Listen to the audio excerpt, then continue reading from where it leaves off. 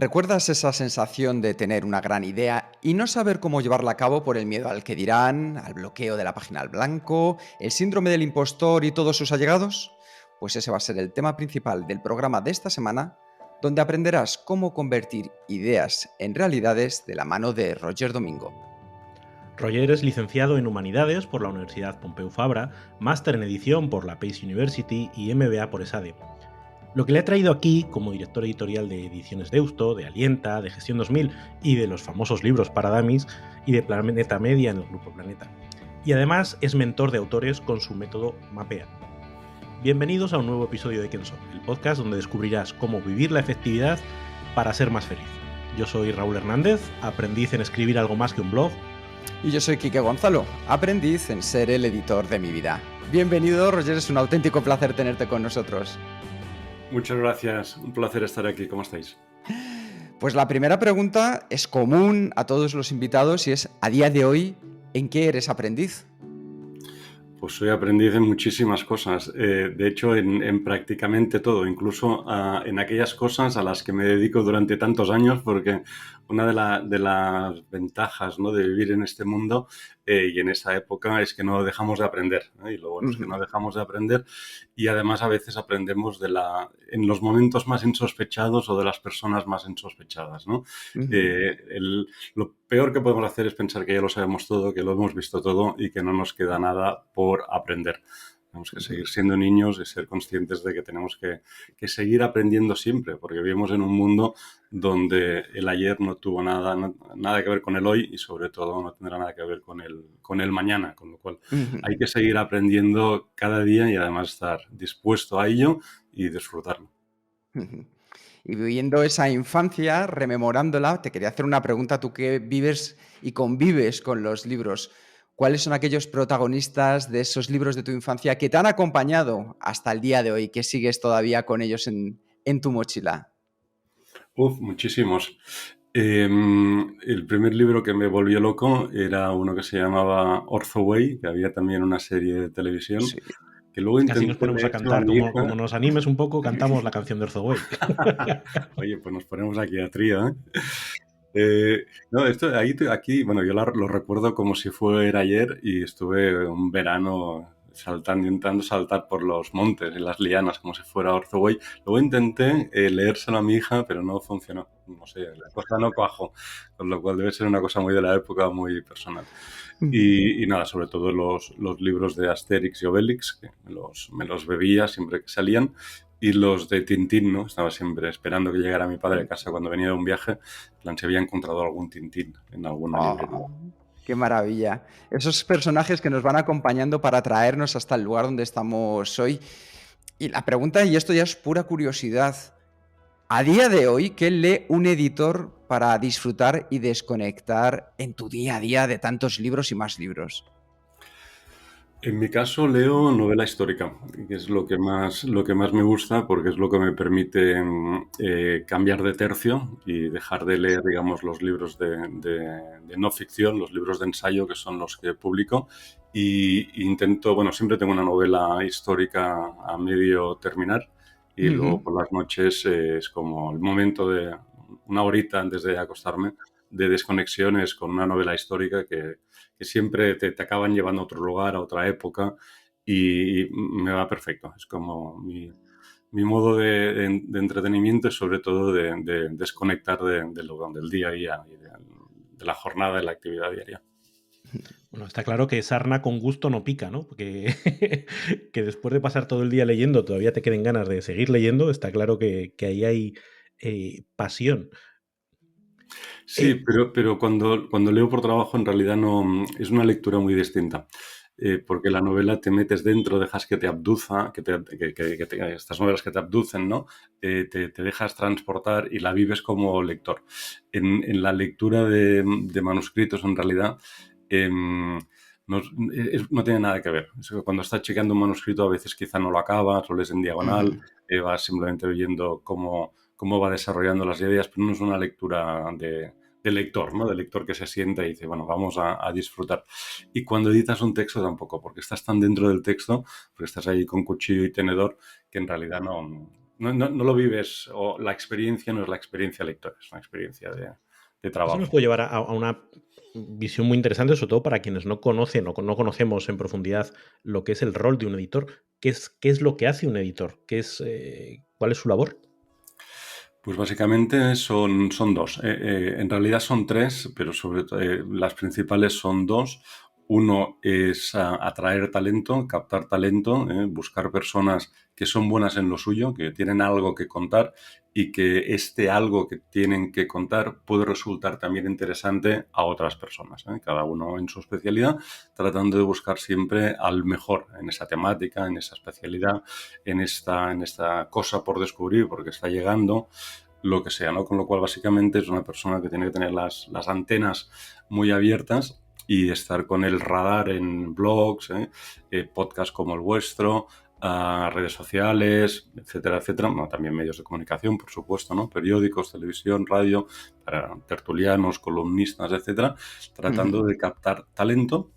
Una vez lo capta, le ofrece escribir un libro sobre la temática, que a veces es más o menos complicado según el autor, a veces porque siempre ha pensado en escribirlo, cuando lo llamas pues te dice que sí enseguida, a veces no y hay que trabajárselo un poquito y una vez llegas a un acuerdo hay que ver cómo plantear el libro, ¿no? Y hay que sentarse en ver cuál será el mensaje principal, cuál será el solucionador, que en un ensayo es es básico, es decir, hay que empezar pensando en qué es el solucionador, que el solucionador es aquello que va a solucionar el libro, es decir, qué demanda de mercado, qué necesidad va a solucionar el libro, o dicho de otro modo, qué beneficios obtendrá el lector de la lectura de la obra.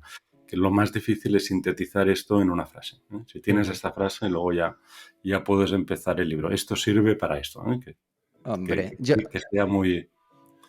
Dime, yo, Quique. Roger, te voy a decir que reconozco que a nivel de efectividad me encantaría poder contar con la figura de un editor, pero no para un libro, sino para mi propia vida. Porque al final publicar un libro es un gran proyecto. Y desde la efectividad, de la manera en la que abordamos en Kenso, comparto un enfoque similar a lo que nos podemos encontrar a nivel personal o profesional, es decir, enfrentarnos a una página en blanco, a ese síndrome del impostor, al que dirán. Y una de tus últimas aventuras es el curso Mapea, donde ayudas a autores en el proceso de crear libros y relacionarse con la editorial.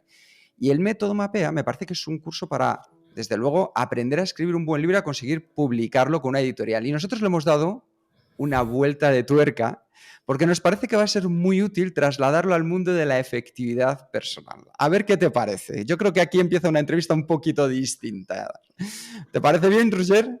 Sin duda alguna. Vamos allá. Venga, pues la M de Mapea es la M de manuscrito, porque todo empieza con un buen manuscrito.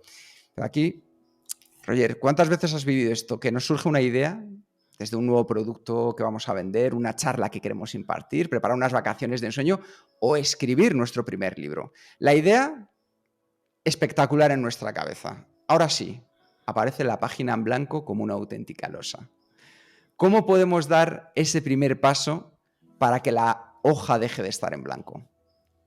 Pues es muy fácil. Hay un truco que sin darte cuenta te permite tener prácticamente la mitad del trabajo hecho. Y es básicamente hacer una lluvia de ideas contigo mismo, ¿eh? Te tienes que preguntar, lo primero de todo es qué quiero solucionar, ¿no? Pues esto va a ser, por ejemplo, un libro, imaginemos, para ser capaz de desarrollar el mejor podcast posible. Imaginemos que queremos escribir un libro sobre cómo desarrollar un podcast, pero una persona que todavía no tiene claro, tiene claro que quiere un podcast, pero no tiene, digamos, el conocimiento suficiente para hacerlo bien y quiere hacerlo bien de entrada.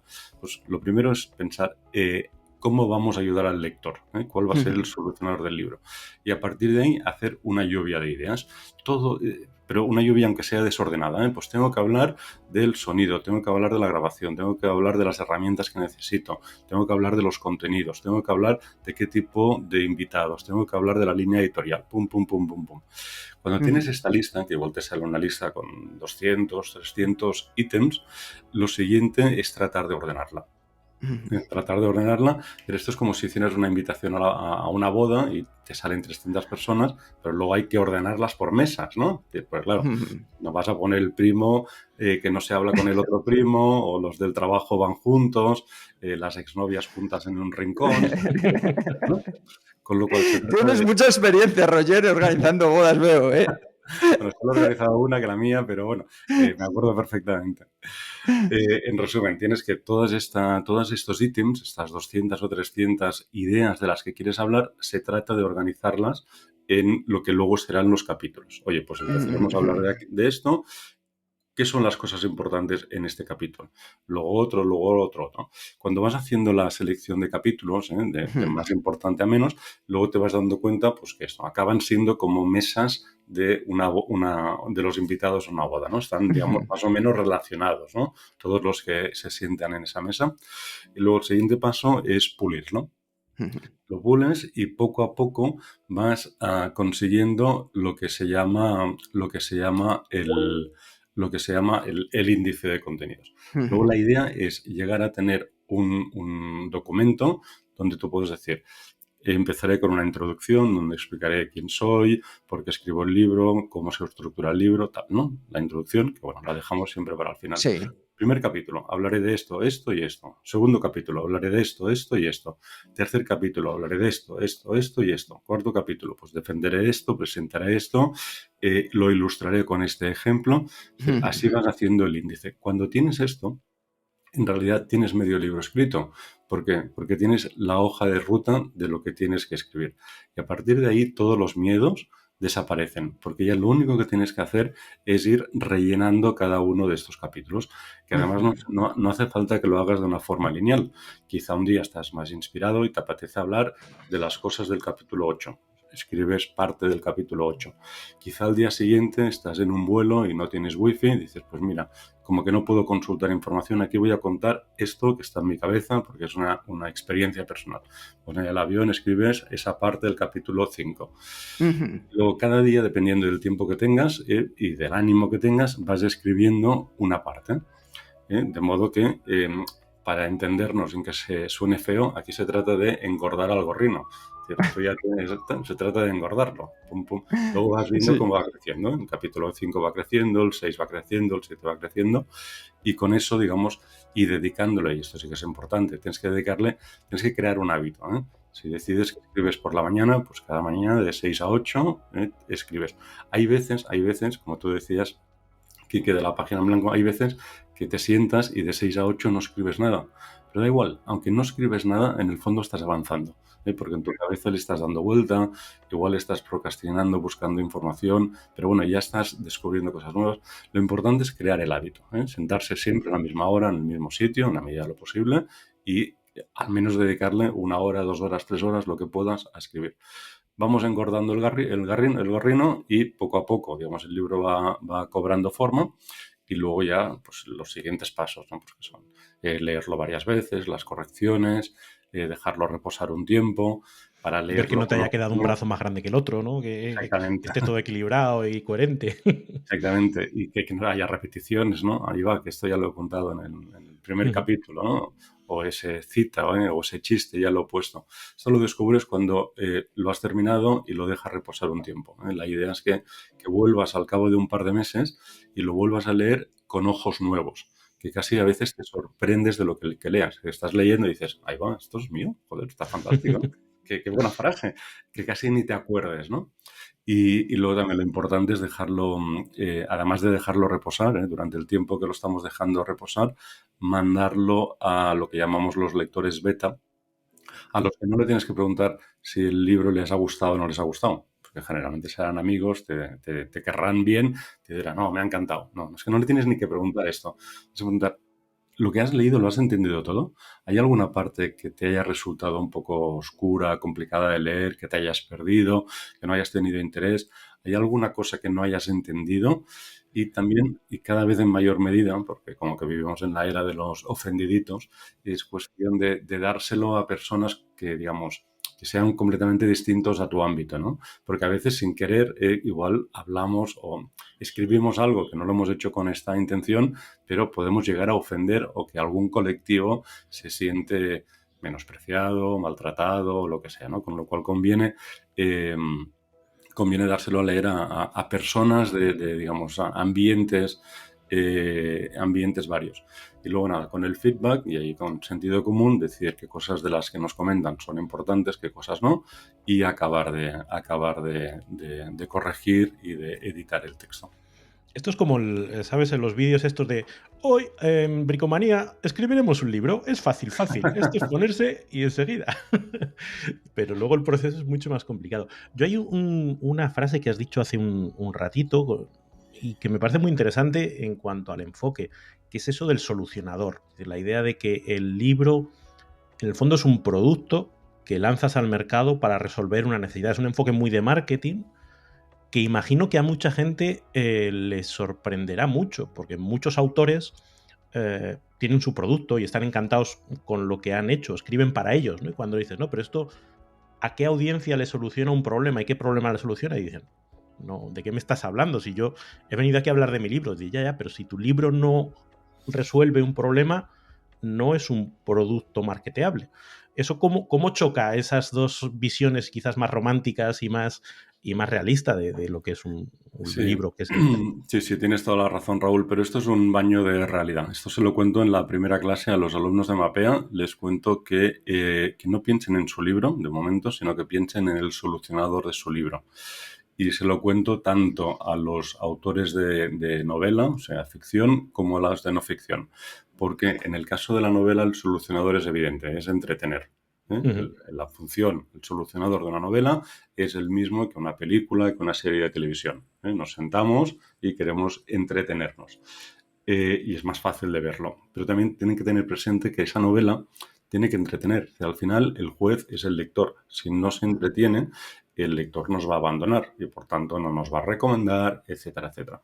En el caso del ensayo, también les cuento desde la primera clase que tienen que pensar en este solucionador y les explico que en el fondo, aunque ellos quizá no lo hayan pensado o no sean conscientes de ello, en el fondo ellos mismos, como cualquier otra persona, también operan en el mercado en función de solucionadores. Es decir, cualquier persona, cuando se acerca a una farmacia, vas a la farmacia y pides, pues no sé, un medicamento para el dolor de cabeza, un medicamento para el dolor de muela, un medicamento para el dolor de garganta, un medicamento para el dolor de espalda. Lo que estás pidiendo, como que no sabes perfectamente, a veces sabes el producto, pero muchas veces no lo sabes, estás pidiendo un producto que te solucione una dolencia. Lo mismo en el supermercado, es decir, cuando vamos al supermercado, todos los productos que hay en el supermercado sirven para algo. Y no solo sirven para algo, sino que ese para algo, ese solucionador está muy claro. Hay cosas que son para alimentarnos, hay cosas que son pues, de higiene personal, hay cosas para poner la lavadora. Lava más blanco. ¿Vale? O sea, cuando vamos, es como impensable ir a un supermercado y encontrar algo que no sabes para qué sirve. Que es de locos, no ocurre. No obstante, sí que ocurre en el mundo del libro. Hay veces que vamos a una librería y vamos a la mesa de novedades de no ficción. En el caso de ficción ya hemos dicho que en principio es entretenimiento, pero vamos a la mesa de no ficción y vemos un libro en cuya cubierta, que es donde interlocutamos con el libro, no nos dice para qué sirve este libro.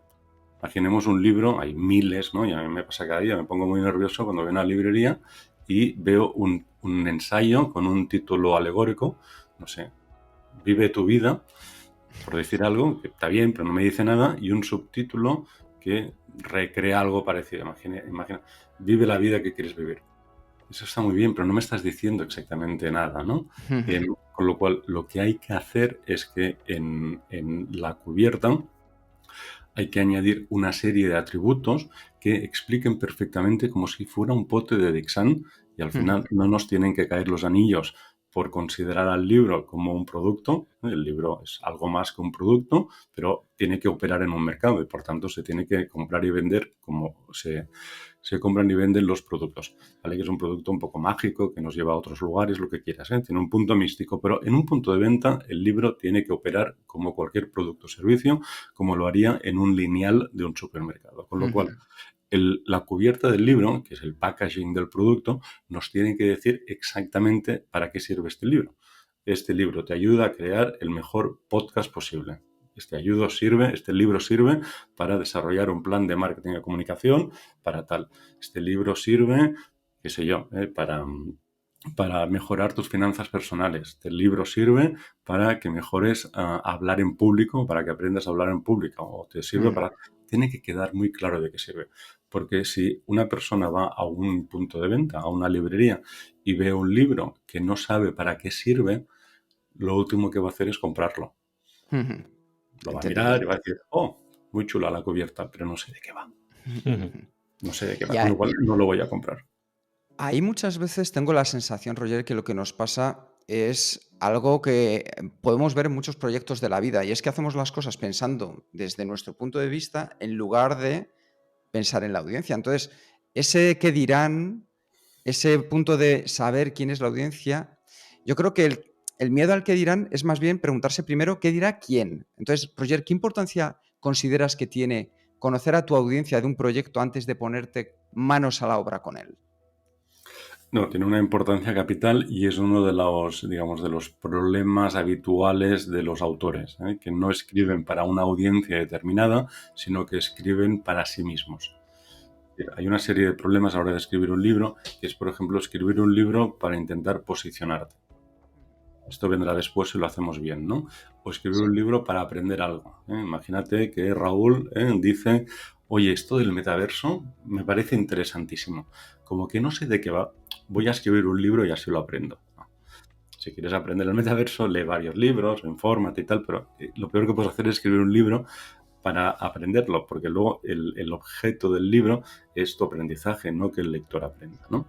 Con lo cual, básicamente, tenemos que pensar que a la hora de escribir un libro no tenemos que escribirlo para nosotros mismos, sino que tenemos que escribirlo para ayudar a una audiencia. ¿Cómo hacemos esto? Estudiando la audiencia, viendo qué necesita esta audiencia y dándole aquello que en efecto necesita.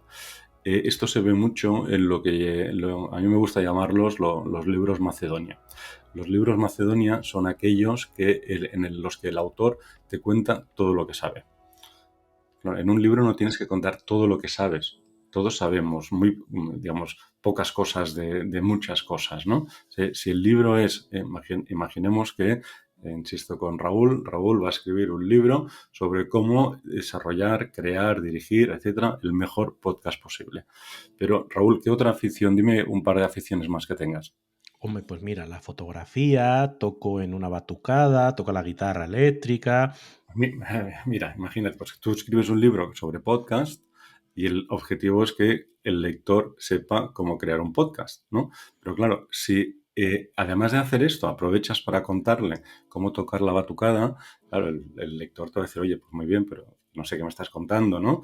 O otras cosas que no tienen que ver con el libro. Pero esto acaba siendo un libro Macedonia, donde el lector habla un poquito de todo lo que sabe, porque bueno, ya que está en faena, empieza ahí a escribir. Y dices, no, a ver, todo esto le sobra. O sea, tienes que escribir solo pensando en aquello que el lector quiere leer. O, dicho de otro modo, en aquello que el lector quiere aprender y que es la razón por la cual ha comprado este libro. Ha comprado este libro para aprender a crear un podcast, no para, si se quiere aprender Ya le edito otro libro, no hay ningún problema. Exacto. Libros separados. Claro, luego se compra el libro de la batucada, es otro libro, ¿no? Con lo cual, siempre pensando en qué quiere el lector. A veces esto nos cuesta, ¿no? Porque cuando empezamos a escribir no tenemos estas cosas, digamos, en el horizonte, ¿no? Simplemente escribimos y nos dejamos llevar.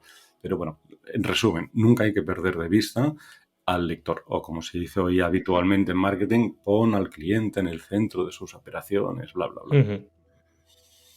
Sí, que yo creo que eso es importantísimo. Sí, fundamental, ¿no? Pues al final el punto es, incluso antes cuando hablabas de los lectores beta, yo estaba pensando, digo, esto es un focus group, esto es voy a juntar gente y ver por dónde me salen. Claro, ahí el desligarse al autor de lo que yo quería contar y cómo entrar en ese proceso, ¿no? Ahora me tengo que cargar este capítulo que me encantaba, pero es que la gente no lo entiende. O me están diciendo que aquí falta algo que a mí no me parece relevante, pero es que mi audiencia me lo está diciendo, ¿no? Entonces, como que pierdes la propiedad la autoría del libro y empieza a ser más compartida con esa audiencia potencial o con ese feedback que vas recibiendo, ¿no? separarse de tu obra. Y ahí yo creo que es donde entramos a lo mejor en esa distinción que podemos aplicar en todos los proyectos. Cuando hablamos de metodologías ágiles, por ejemplo, en gestión de proyectos, siempre hablamos de la importancia del cliente y de los stakeholders y de cómo te tienes que centrar en ellos, y no cómo tú harías las cosas, sino cómo ellos te piden que hagas las cosas. Cuando hablamos de design thinking, es tú deslígate de la solución no es relevante, lo importante es el proceso para adaptarte lo más posible a la persona, ¿no? Entonces, como que entramos en esa distinción entre el artista y el artesano, ¿no? El que está fabricando un producto para otro con plena conciencia de que está haciendo eso, no está abriéndose su interior para mostrarse al mundo, no, estoy haciendo un producto. Y me parece que eso es una diferenciación que a lo mejor a mucha gente, cuando se plantea escribir un libro, el primer paso es decir, uy, esto no es lo que yo pensaba, ¿no? No, esto es que no hay que, tienes toda razón, no hay que perderlo de vista. Hay un caso típico que yo siempre pongo como ejemplo, y son los libros de empresa. Hay autores que a veces cuando les preguntas qué tienen en mente, te contestan, yo voy a escribir un libro de empresa. Y dices, muy bien, pero ¿para quién en la empresa? Porque la empresa como tal no compra libros. Yo nunca he visto a una empresa en una librería. Quien compra libros son las personas que trabajan en la empresa, pero las personas que trabajan en una empresa son variopintas y tienen unas necesidades distintas. Con lo cual, si tú quieres escribir un libro de empresa, lo primero que tienes que pensar es a quién va dirigido y qué quiere estas personas. ¿Por qué? Porque el director general tiene unas necesidades completamente distintas a las del director comercial. El director comercial tiene unas necesidades completamente distintas a las del director financiero. Y el director financiero tiene unas necesidades distintas a las del director de marketing, o al director de logística, o al director de comunicación, o al director del equipo legal. Es decir, la empresa es muy grande. Con lo cual, sí, uno puede escribir un libro de empresa, pero tiene que pensar en quién en la empresa, porque no le podrá explicar lo mismo, dado que no tiene el mismo interés el director de logística, que tiene ahí sus cosas, con el director financiero, que tiene sus cosas. Son mundos completamente distintos y, por tanto, hay que pensar en términos distintos. Lo que sí puedes lo que se hace es ir buscando los distintos, lo que en marketing online se suele llamar el buyer persona, ¿no? Bueno, ¿qué porcentaje de directores de logística tengo? O sea, un 5%. Bueno, le voy a dar el 5% de los contenidos. Si es un libro que va para el senior management, para la cúpula, bueno, pues le vamos a hablar de esto. Es decir, tienes que trocearlo en función de las personas que van a leer el libro y de los intereses de las personas que van a leer el libro. Porque en una empresa o en cualquier otro ámbito de la vida, cada uno, según la función que represente y la función que ejerza, va a tener unas necesidades completamente distintas. Oye, ¿cómo lucha uno contra, teniendo en cuenta la cantidad de miles de libros que se editan cada año y el acumulado de libros editados a lo largo de la historia, cómo equilibra uno el decir, pues yo tengo algo nuevo que decir, y a lo largo del proceso no quedarse con la sensación de qué voy a aportar yo nuevo que no esté ya dicho? ¿Cómo luchar contra ese síndrome del impostor? Bueno, el síndrome del impostor es bastante inevitable en todos los ámbitos, porque siempre que nos enfrentamos a algo nuevo y sobre todo siempre que saltamos a la palestra, ¿no? Que nos ofrecemos al público, tenemos la sensación de que igual no sabemos suficiente. Esto nos pasa a todos. No, lo que tenemos que pensar es que, como decía Ortega, nosotros somos nosotros y nuestras circunstancias. Es decir, no, deja de pensar en los otros, deja de pensar en los demás, en el que van a decir, intenta hacerlo lo mejor posible. Todos tenemos experiencias distintas, lecturas distintas, capacidades distintas, con lo cual, aunque la temática en la que trates no sea, digamos, completamente nueva, es decir, en cualquier temática lo más probable es que ya haya habido otras personas, otros autores que hayan transitado esta ruta, ¿no? Si escribes un libro, qué sé yo, de liderazgo, pues debe ser el libro 1.000.000 es muy difícil, ¿no? Pero lo que se trata es de, sobre todo lo que se ha dicho, aportar tu visión nueva. Evidentemente, cuanto más nueva sea la materia, también más interés va a tener. No, porque igual este es tan naciente o tan reciente que todavía nadie lo conoce. Pero básicamente tratando de ser tú mismo. Yo a mis alumnos les digo siempre cuando tienen que enfrentarse a eso que decía antes, antes de la hoja en blanco o cuando tienen una presentación, etcétera, lo que les decía Cruyff a los jugadores, salid y disfrutar. Y ya, tú sal y disfruta y seguro que la cosa funciona tratando simplemente de ser tú mismo. O sea, no hablar por persona interpuesta, no comentar cosas que no sabes. Explica cómo haces tú las cosas. Y seguro que si tú explicas cómo haces las cosas, habrá otras personas a las que esta descripción les va a venir bien, les va a interesar o incluso podrán adaptar a su forma de trabajo o a su día a día. Y paso a paso, tarea a tarea, capítulo a capítulo, sucede algo que eso es algo que comparto en el día a día con mucha de la audiencia cuando nos sentamos en los talleres, y es que, Roger, empezamos a perder la motivación inicial que teníamos. Algo tan importante se va desgastando y se nos hace titánico lo que antes apenas nos llevaba un poco de tiempo. ¿Cómo podemos hacer para recargar esa motivación y hacer un buen uso de ella a lo largo de todo un proyecto, y pensando que esto no es una cosa de días ni de semanas, sino que puede ser incluso de meses? Sí, esto es una muy buena pregunta porque muy a menudo ocurre, ¿no? A mitad de camino, pues las fuerzas desfallecen, dice, uy, no sé en qué me he metido, esto no va a ninguna parte. Siempre tenemos estas dudas, ¿no?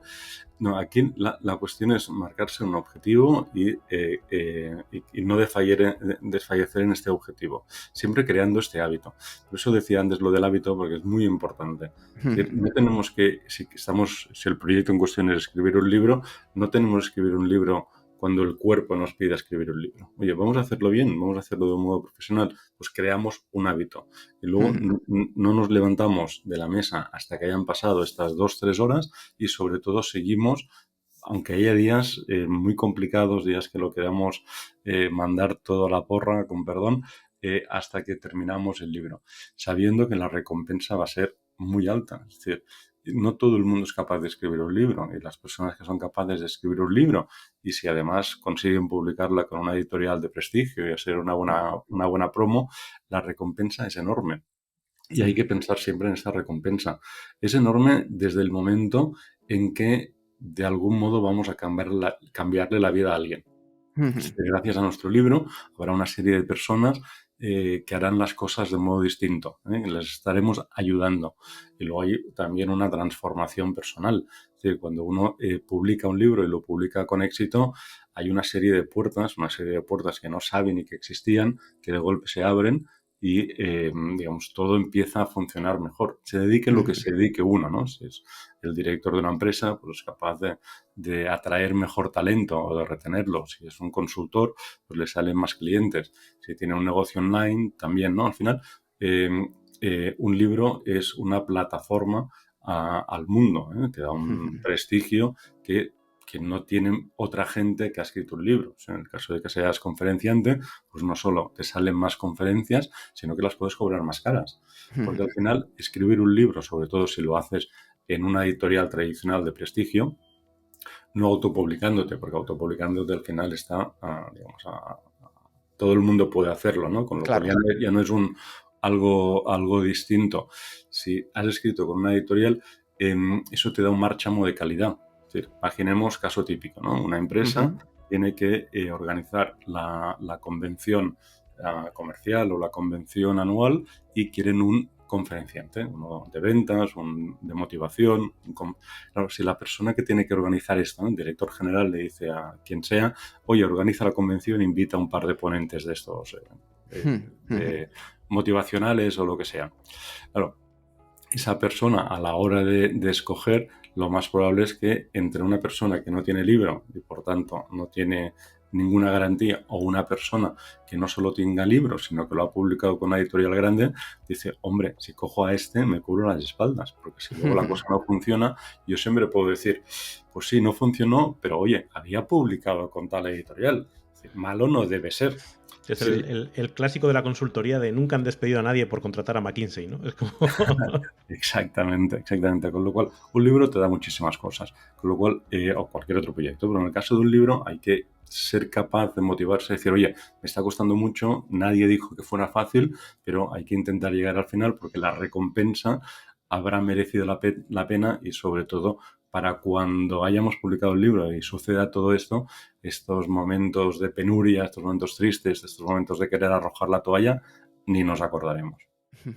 Fíjate, Roger, que estabas comentando una idea que me llevaba hacia una entrevista, una entrevista, más bien era una mesa redonda que hacía, por un lado, George R.R. Martin, el escritor de Juego de Tronos o Canción de Fuego y Hielo, para los más precisos, y Stephen King. Entonces le decía a George R.R. Martin que no sabía cómo podía ser tan productivo. Dice, pero tú, ¿qué es lo que haces? ¿Qué pacto tienes con el diablo, Stephen? Dice, para sacar tantas novelas. Y comentaba algo que tú has dicho y me gustaría recalcar otra vez, Roger, que creo que es fundamental. Dice, yo todos los días, a la misma hora, me levanto y tengo el mismo ritual, me preparo con mi taza de té en el mismo sitio y hasta que no he escrito, no sé si eran 10, 12, 20 hojas, dice, no me levanto de la silla. Y al final, la normalidad de algo tan natural como tener un hábito o poner en práctica un hábito que es el que nos ayude a avanzar, en contraposición con esa otra parte creativa que también es muy importante y que podemos mantener. Pero ¿cómo haces para mezclar ambas cosas y que funcionen bien? Que no sea solo una máquina que escribe a 20 hojas, sino que esas 20 hojas puedan tener calidad. ¿Qué es lo que se puede hacer entre medias para que no sea cantidad o calidad? Sí, buena pregunta. No, yo creo que y la experiencia de hablar con tantos autores me dice que lo mejor, incluso conmigo mismo, ¿no? En mis proyectos personales, lo mejor es crear este hábito, aunque nos cueste mucho. Al final es como si queremos ir al gimnasio. Es decir, para ir al gimnasio, y queremos que realmente cunda, tenemos que ir al gimnasio en las horas estipuladas, 2 veces a la semana, 3, 4, cada uno lo que quiere, pero que sea casi una obligación. No podemos estar cada día levantándonos. Hoy me siento como para ir al gimnasio, porque la mayoría de veces no. Doy fe absoluta de que no se puede hacer así. Un día has dormido mal, el otro tienes resaca. Al siguiente, qué frío hace, Dios mío, yo no salgo de casa en pantalón corto con ese frío. Cada día tenemos una excusa. Pues tú tienes que ir al gimnasio, llueva, haga sol, nieva o caigan pedruscos. Da igual, tú tienes que ir al gimnasio. Lo mismo escribir. Hay que crear ese hábito. No puedes preguntarte, oye, estoy de buen humor para escribir. No. Tú te sientas, como decía Stephen King, cada día a la misma hora y creas el hábito. ¿Qué ocurre? Que hay veces que estarás muy creativo y hay otros días que no. Pero lo que decía antes, aunque es en las horas no creativas, en el fondo tú estás ahí sentado y ya le estás dando vueltas a la cabeza, o simplemente estás descansando la cabeza, que a veces también es necesario para que al día siguiente vuelva esta creatividad de la que hablabas. Luego hay que hacer esta fuerza de voluntad. Yo no digo que sea fácil, digo que es necesario. Es muy difícil, siempre uno tiene ganas de salir a hacer cualquier otra cosa, pero es el único modo de conseguir entregar las cosas en tiempo y forma. Y como decía Picasso, que las musas nos pillen trabajando. Porque si te pillan en el bar, pues está bien, pero no. Sí, además, esto que comentaba aquí que de Stephen King, a mí me recordaba otra anécdota que contaban de Roald Dahl, que otro elemento que también solemos trabajar nosotros mucho es el diseño del entorno y la importancia de crearte un entorno donde la acción natural sea esa que tú quieres conseguir.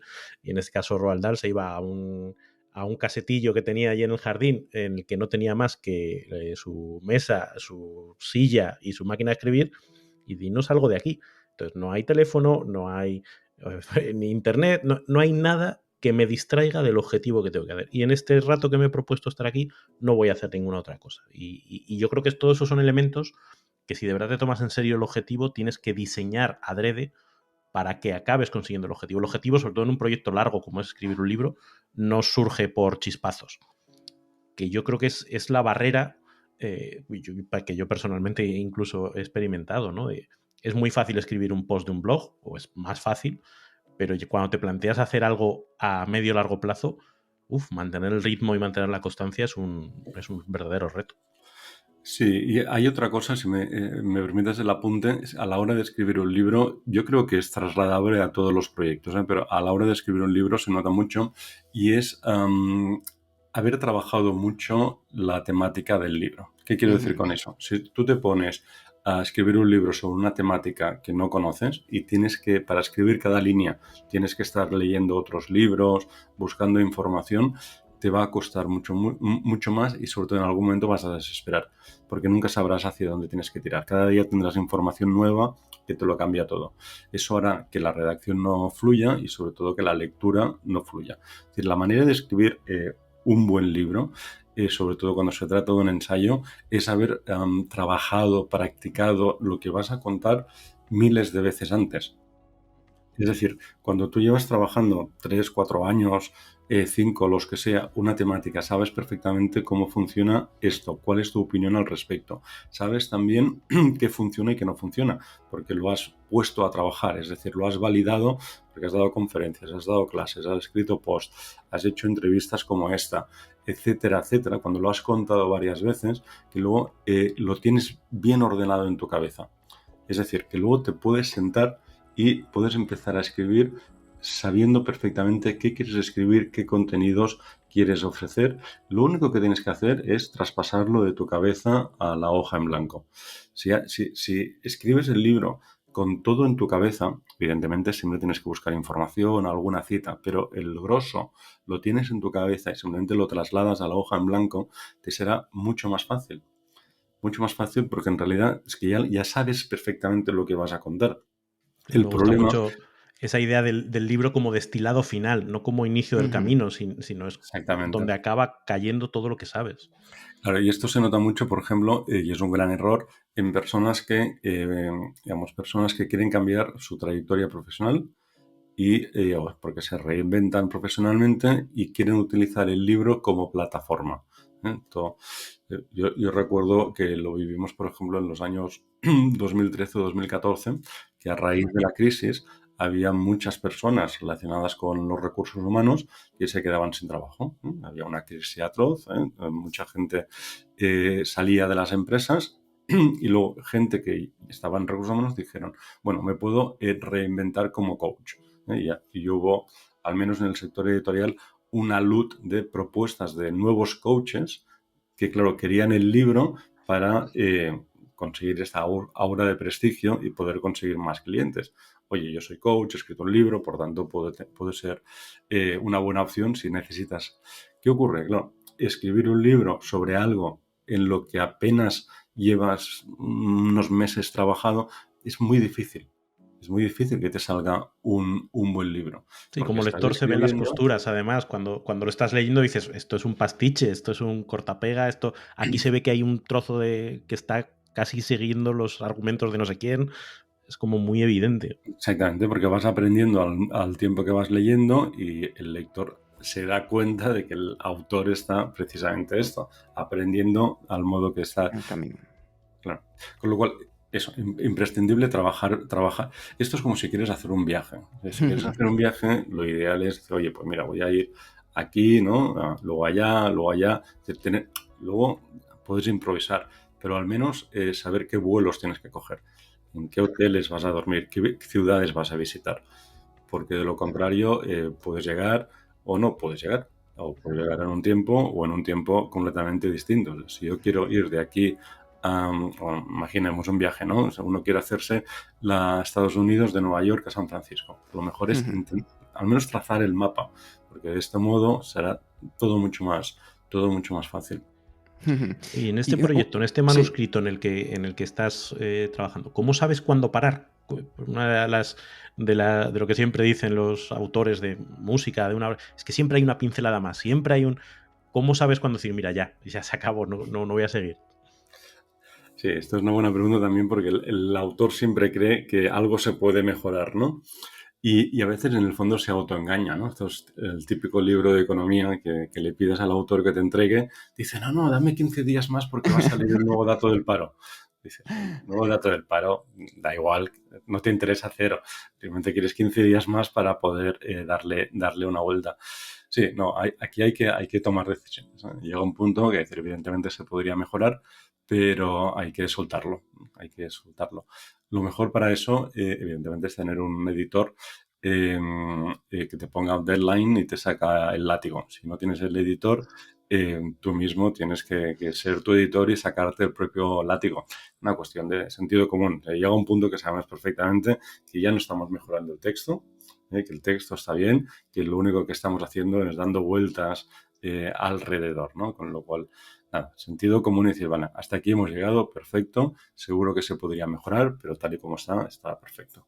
Entonces, la teoría de Parkinson, si me dieras 3 meses más, los llenaría de cosas que fundamentalísimas, pero si no me los das, el libro sale igual, ¿no? Exactamente. Y otra de las cosas, pasando ya de la M de mapea, esta parte en la que hemos hablado del manuscrito, pasamos a la A, que es la A de análisis. Hemos terminado el proyecto, hemos dejado de lado esa perfección que siempre nos va a rondar y hay que analizar de tal manera que sepamos que estamos cumpliendo los estándares de calidad de la audiencia a la que vamos a entregarlo. Desde tu punto de vista, ¿cuáles son esos estándares básicos que deberíamos tener en cuenta? Aquí, básicamente, en la parte de análisis, lo que hay que hacer es analizar el mercado y hacer dos cosas. Uno, ver contra quién vamos a competir. Decíamos antes, ¿no?, que el libro es un producto. Y aunque nos cueste a veces hablar de un producto, pero es un producto que va a competir con otros productos cuando salga a la venta. Imaginemos, por ejemplo, que queremos escribir un libro sobre, no sé, cómo dejar de fumar. Si queremos escribir un libro sobre cómo dejar de fumar, tendremos nuestro propio método, nuestra propia experiencia, sabremos de qué queremos escribir, pero invariablemente, y nos guste más o nos guste menos, cuando nuestro libro llegue a las mesas de novedades de las librerías, ahí va a competir con una serie de libros sobre dejar de fumar ya publicados.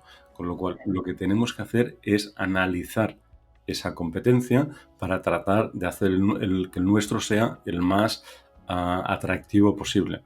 Y estos son las 5 fuerzas de Porter, ¿no? Aquí puedes competir en calidad, en extensión, en precio, en una serie de cuestiones. Pero tenemos que tenemos que saber con quién va a competir nuestro libro.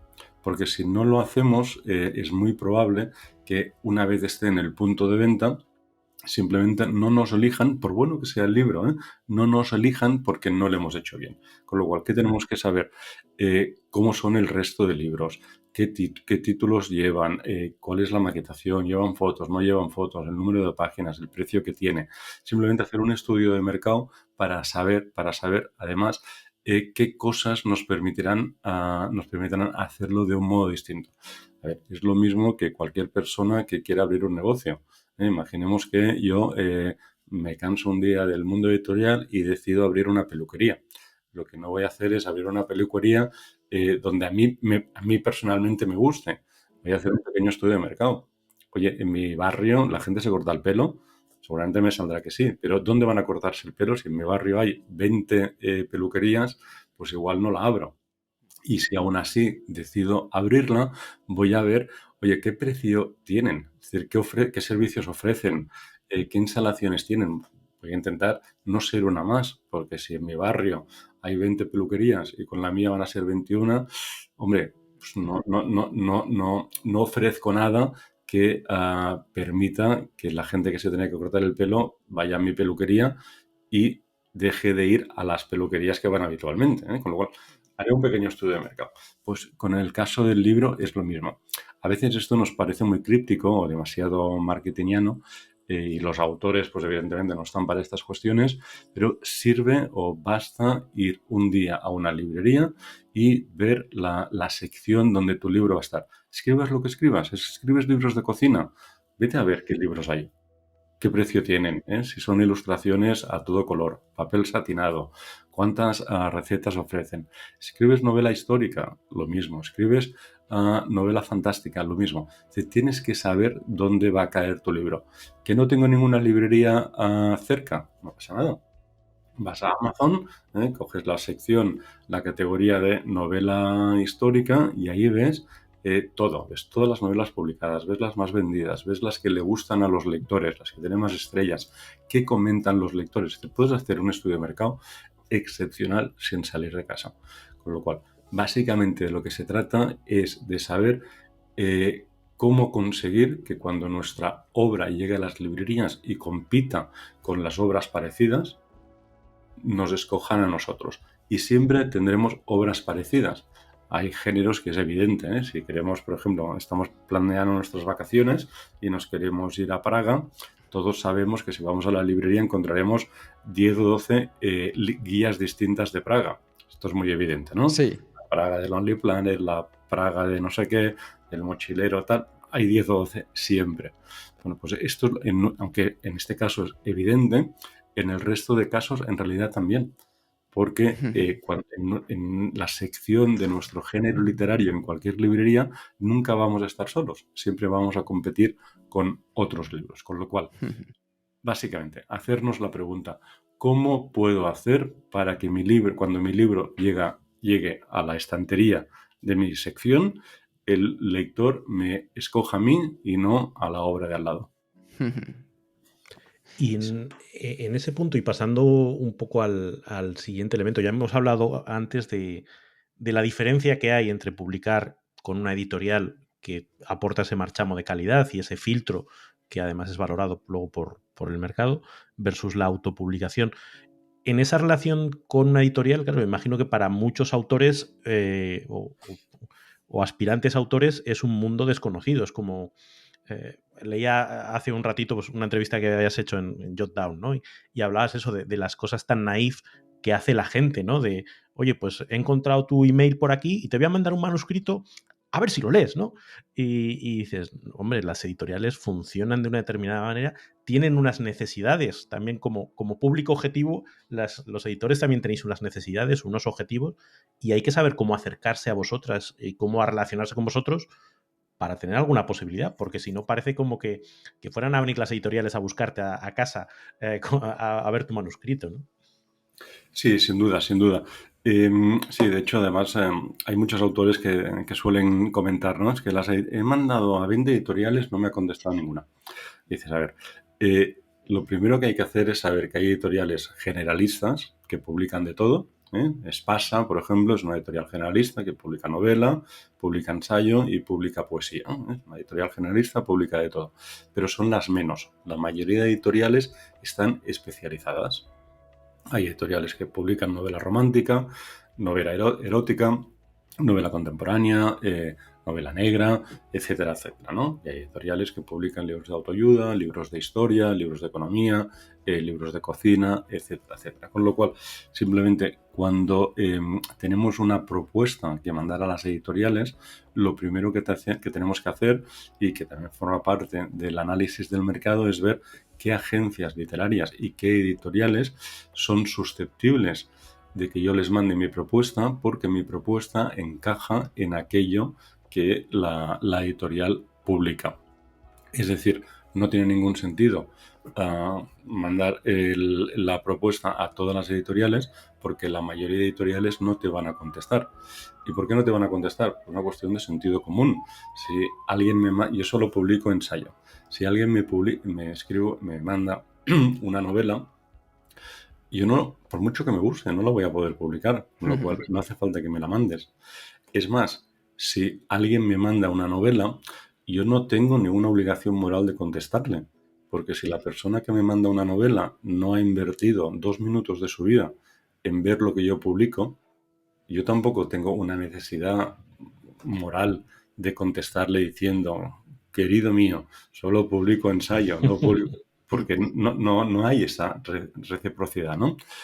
En cambio, si tú mandas a un editor una obra y le dices, te mando esta obra porque he estado viendo tu catálogo y veo que en tu catálogo tienes libros parecidos, como por ejemplo, este y este.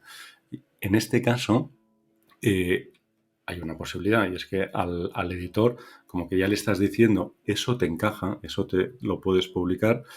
¿Qué es lo primero que se pregunta el editor? Cuando el editor recibe una propuesta, no piensa en quién eres, de qué va la novela. Lo primero que se pregunta es, ¿yo esto lo puedo publicar? ¿Encaja en mi línea editorial? Porque si es que no, ya no sigo leyendo. Con lo cual, lo primero que le tienes que decir es, oye, esto encaja.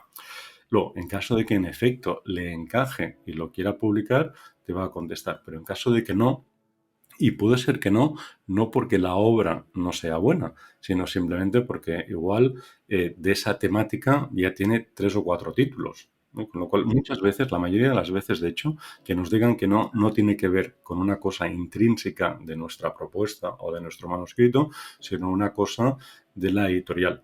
También puede ser que la editorial le encajara esta obra, pero tiene un autor que ya publica y no quiere tener competencia interna.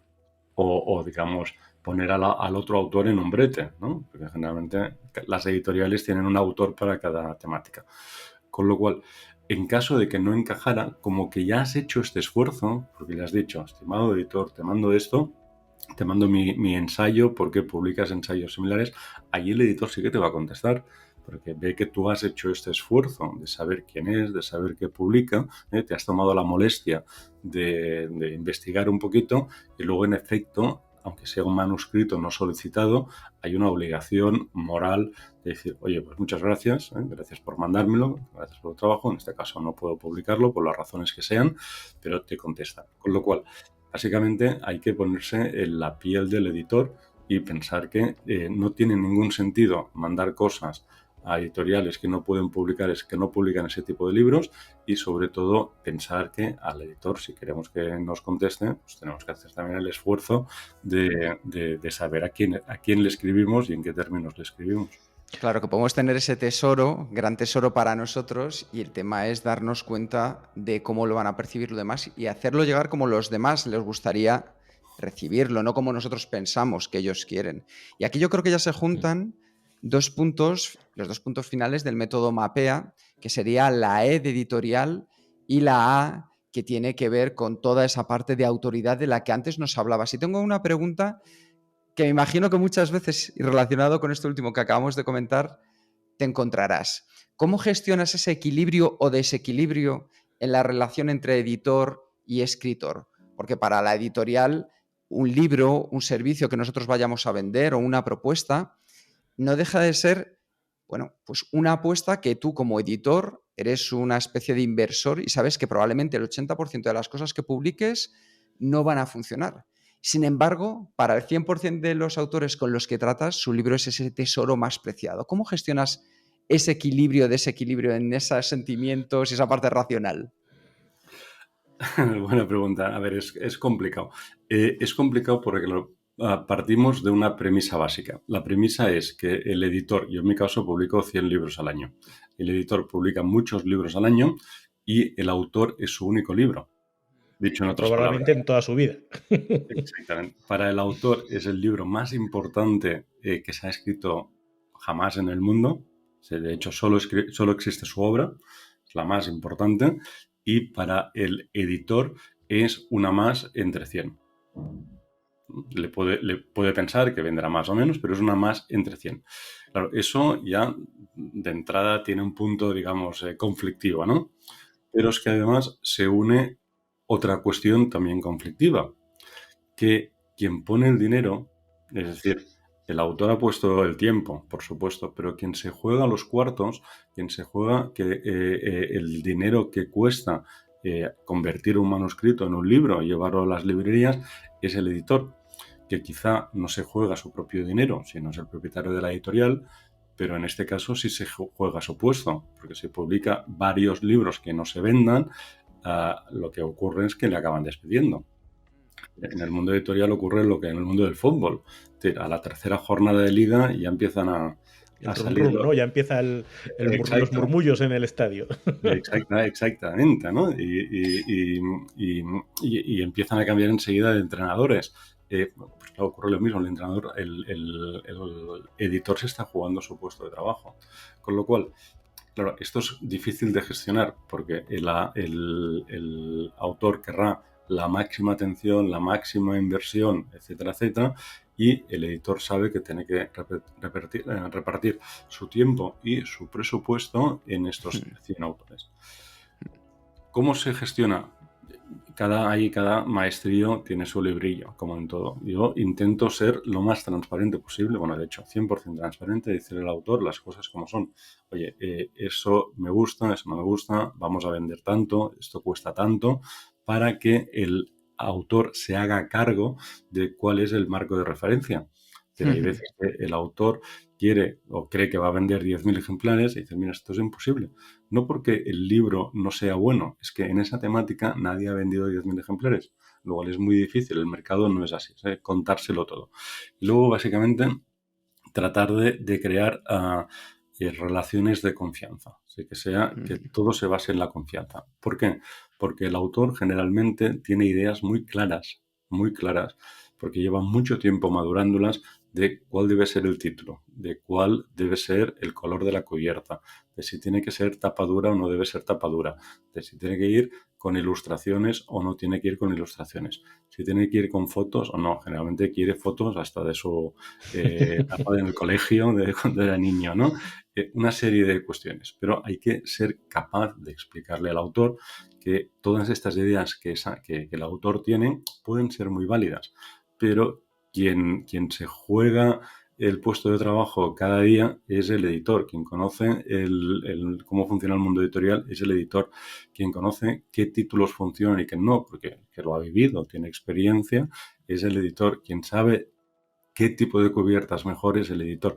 Con lo cual, básicamente, ser capaz de crear una relación de confianza donde el autor dice, vale, perfecto, me hago cargo. Yo soy el especialista en la temática del libro, sea cual sea, tú eres el especialista en el mundo editorial.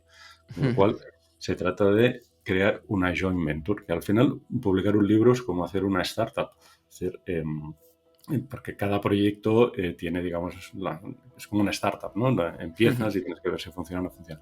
Con lo cual, crear estas relaciones de confianza en base a la transparencia, es decir, no decir nunca nada que no sea cierto, no crear falsas expectativas y, sobre todo, no comprometerse a nada que luego no puedas cumplir. Al principio es complicado, cuando es un autor la primera vez que trabajas, pero a largo plazo produce réditos. A mí, por ejemplo, en mi caso particular, ¿qué me gusta? Me gusta tratar siempre con los mismos autores. Yo soy un editor de largo recorrido. En la mayoría de autores míos no publican solo una obra, publican todas. Luego ya cuando llevas unos cuantos libros trabajando con un autor, y es una cosa además que nos enorgullece, ¿no? Porque digamos, nuestros autores no se van a otras editoriales. Igual les pueden pagar más, tienen más promesas, les prometen que les llevarán en jet privado y no sé qué, no sé cuántos, pero dice, bueno, mejor malo conocido que bueno por conocer, ¿no? Y que cuando la máquina está engrasada es tontería cambiar. O sea, una cosa que funciona no merece la pena cambiarla. Exactamente. Luego eso, crear relaciones de confianza, saber que todo el mundo está preocupado por el mismo objetivo, que no es otro, de que el libro quede lo mejor posible y que se vendan el máximo número de ejemplares y remar todos juntos. Suena un poco cólico, pero es la única forma de que las cosas funcionen y además de crear esas relaciones a largo plazo que se convierten en, no sé, tengo autores que han publicado 10 libros o que llevamos 10 años publicando un libro cada año o que tengo alguno que ha publicado 23 o 24 libros conmigo. Esto se consigue cuando hay mucha confianza. Y también sabiendo que hay que saber ceder. Es decir, con los autores lo que intento es tener una relación de que a veces ganan ellos, en el sentido figurado, pero hay veces el autor quiere publicar un libro que igual a mí me parece demasiado técnico y que no va a vender, y dices, bueno, esa para ti. Pero al siguiente me escribes el libro comercial que yo sé que va a vender. Una para ti y una para mí. Hay que saber, esto es largo recorrido, con lo cual a veces te ves tú, a veces gano yo y viceversa. Es maravilloso cómo funcionan las relaciones humanas, incluso en el ámbito editorial, Roger. Y ya sabes que en Kenso nos centramos en ayudar a las personas y a las empresas para que desde la efectividad puedan ser más felices, mejorando su día a día, su trabajo. Queríamos preguntarte, ya para ir aterrizando esta entrevista, ¿cuál es tu mejor hábito productivo del que te sientes más orgulloso? También suena bucólico, pero es básicamente tener mucha paciencia. Al final la paciencia es la madre de la ciencia, es decir, paciencia, con paciencia todo se soluciona. Es decir, hay veces que nos alteramos, no tiene ningún sentido. Tener paciencia. ¿Qué quiere decir tener paciencia? Que si una cosa nos sale la primera, lo entenderemos una segunda. Que si algo nos molesta, es mejor dejarlo reposar y no contestar a este mail hasta mañana. No pasa nada. Hasta mañana cuando estés más tranquilo. Intentar no perder nunca los estribos, ser muy paciente. Hay veces que tienes que escuchar cosas que autores que te quieren contar pues, su película, o de proveedores o de quien sea. Básicamente ser paciente. Yo creo que al final, y es una cosa que yo he ido mejorando con el tiempo, y yo ahora lo que creo que me permite gestionar mi día a día y que todo funcione bien es ser muy paciente con los autores, con los alumnos, que hay que tener mucha paciencia, hay que saber escucharles, porque si no, no entiendes qué quieren y por tanto no les puedes ayudar, y con los libreros, ¿no? Con los proveedores, con los impresores, con los periodistas, ¿no? todo digamos, lo que en una empresa serían los stakeholders, ¿no? De paciencia, sobre todo paciencia. Pues no es un mal consejo, desde luego. Oye, Roger, una cosa que hacemos en el podcast es a cada invitado le pedimos que deje a ciegas una pregunta para el siguiente invitado. En este caso, yo te voy a hacer ahora la pregunta que nos dejó María Bascuñana en el episodio anterior, y que es: ¿dedicas la primera hora de la mañana a aquello que crees más importante en tu vida? No, en mi caso dedico la última. Bueno, no está mal tampoco. Bueno, las últimas, de las últimas del día. ¿Y qué le preguntarías tú al próximo invitado o invitada? Pues yo le preguntaría, barriendo para casa, qué libro le gustaría leer. Fantástico. Bueno, pues como sabes, al final de la entrevista vamos con nuestro cuestionario Kenso. Estas preguntas que hacemos para todos los invitados igual son preguntas cortitas que pueden dar lugar a respuestas también cortas, o si alguna es larga, como tú quieras, bien está. Si tuvieras que compartir un solo aprendizaje de todo lo que has vivido hasta ahora, ¿cuál sería? Ser capaz de escuchar. Entonces, creo que es lo más importante. Va relacionado con lo que decía antes de la paciencia, pero básicamente ser capaz de escuchar, porque si no escuchas, es incapaz, no puedes ayudar a nadie, vaya. Hay que escuchar a los clientes, al mercado, a los autores, a los proveedores. Hay que saber escuchar. Nos cuesta horrores. Nos gusta hablar, no escuchar, pero hay que saber escuchar. ¿Cómo se titularía tu biografía? Pues me gustaría que ser recordado por una persona que intentó publicar libros con el objetivo de que cambiaran un poquito la vida de los lectores, y con ello, sumando a muchos de ellos, cambiaran también un poquito el mundo en el que vivimos. No es un título muy marketingiano, hemos de decir, pero bueno, es un poco largo. Pero esto es más el solucionador que el título. Oye, ¿cuál es el libro que más has regalado? El Palacio de la Luna no me sale ahora el nombre, de Paul Auster. ¿A quién te gustaría o te hubiera gustado conocer? Pues me encantaría conocer a Amancio Ortega, mucho. ¿Qué canción pones a todo volumen para subir el ánimo? Cualquiera de Daft Punk. ¿Cuál ha sido la pregunta más interesante que te han hecho?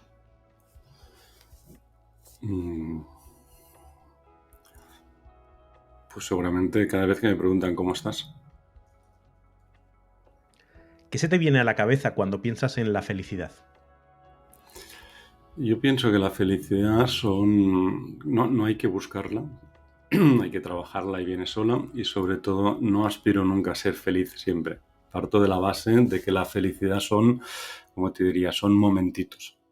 Hay momentitos en el día que eres feliz, pero que la vida no consiste en ser feliz. De hecho, la vida es todo lo contrario. Y con lo cual, si tenemos estos momentitos de felicidad, nos podemos dar por satisfechos. ¿Qué película volverías a ver cada año? Mediterráneo. Bueno, no la que han hecho ahora, Mediterráneo, la que ganó el Oscar en el... La buena, Mediterráneo, la buena. La buena, exacto, en el no sé qué año era, debe ser 96, 97. Una película maravillosa sobre unos, en la Segunda Guerra Mundial, unos soldados italianos que se quedan atrapados en una isla griega. Bueno, la mejor película, a mi juicio, la mejor película de todos los tiempos. Si tuvieras que dejar un mensaje en una cápsula para tu yo del futuro, ¿qué te dirías o qué te dirás? Tranquilo, sé paciente. Fantástico. Pues con este cuestionario estamos ya a puntito de terminar, solo nos queda el resumen, las notas que en este caso Quique ha ido tomando a lo largo de la entrevista y que ahora compartimos contigo. Como Tintín, Orzoway, Asterix y Obelix, aquellos personajes aventureros de su infancia literaria, Roger nunca ha dejado de aprender. Aprender de los momentos y de las personas más insospechadas, porque vivimos en un mundo donde el ayer nada tiene que ver con el hoy, ni nada tendrá que ver con el mañana. Roger nos ha compartido su método MAPEA para tu libro y también para darle un enfoque a tu vida. Recuerda comenzar con esa lluvia de ideas contigo mismo y responder a qué quieres solucionar. Ese solucionador que aporta los beneficios que obtendrá tu audiencia al comprar, adquirir, probar tu servicio, tu producto o tu propia vida. Y recuerda, no lo hagas para ti, hazlo para ayudarles. Y luego, cuando ya tengas esas maravillosas ideas, ordénalas. Conviértelas en capítulos, de más a menos importantes, y poco a poco pule la historia. Así conseguirás el índice de contenidos y tendrás medio camino ya recorrido. ¿Sabes por qué? Porque la hoja de ruta hace que desaparezcan todos tus miedos. Ahora solo toca rellenar cada capítulo en el orden que más te motive y crear el hábito de engordar el gorrino. Y recuerda que no siempre es necesario hacer. Simplemente cada vez que te centras ya avanzas. Márcate un objetivo y si a mitad de tu trayecto desfallecen las fuerzas, recuerda que la recompensa es enorme, porque vas a cambiar la vida de alguien. Además, vas a ofrecer una transformación, sufrirla a nivel personal, porque se te abrirán puertas que antes ni conocías. Vas a abrir una maravillosa plataforma al mundo. Deja de lado el síndrome del impostor, olvídate de pensar en los demás para centrarte en hacerlo lo mejor posible. Todos tenemos esas capacidades distintas para aportar una visión nueva.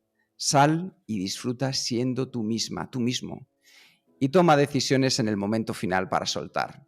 Sé tu propio editor de la vida, saca el látigo cuando llegue la fecha límite y di fin.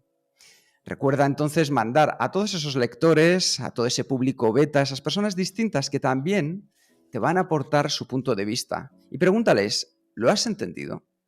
Y con su feedback y tu sentido común, edita y corrige tu proyecto. Como nos ha compartido Roger, traemos esta contraportada del capítulo Kenso y nos preguntamos, ¿para qué nos ha servido entrevistar a Roger? Pues para saber que nadie nos dijo que fuera fácil, pero sí necesario. Roger, gracias por este capítulo del libro Kenso lleno de aprendizajes, de la mano de una persona que ha practicado la excelencia de su profesión miles de veces. Gracias por tu paciencia y escucha, por todos los autores y libros que has editado y de todos los que editarás para cambiar la vida y el mundo. Muchísimas gracias, Roger. Muchísimas gracias a vosotros, ha sido un placer. Igualmente. Y como siempre terminamos con un nuevo hábito Kenso. Pregúntate, ¿qué solucionas a tu audiencia? Nos escuchamos pronto. Hasta la próxima.